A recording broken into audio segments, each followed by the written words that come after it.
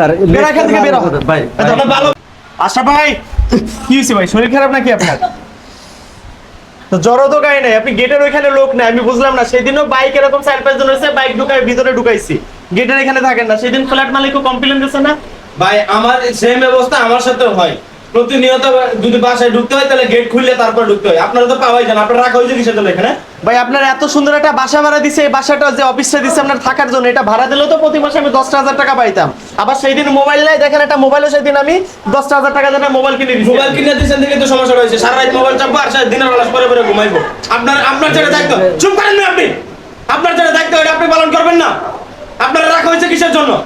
শোনেন, আমরা তো অন্য বাড়িওয়ালার মতো হইতে পারি না। অন্য বাড়িওয়ালার কি করে, দারোয়ানকে সবসময় মায়ের উপরে রাখে, গালাগালির উপরে রাখে, তখন আসলে খুব ভালো লাগে। আপনার স্থান হয় আসলে ওই সমস্ত বাড়িওয়ালার কাছে।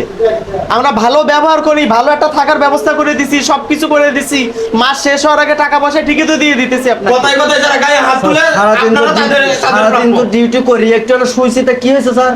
আমরা কি একটু রেস্ট নিতে পারবো? আপনি বাইরে যান। আপনার আর কি আছে? কম দেওয়া হয়েছে, স্যাক্রিফাইস কম করা হয়েছে।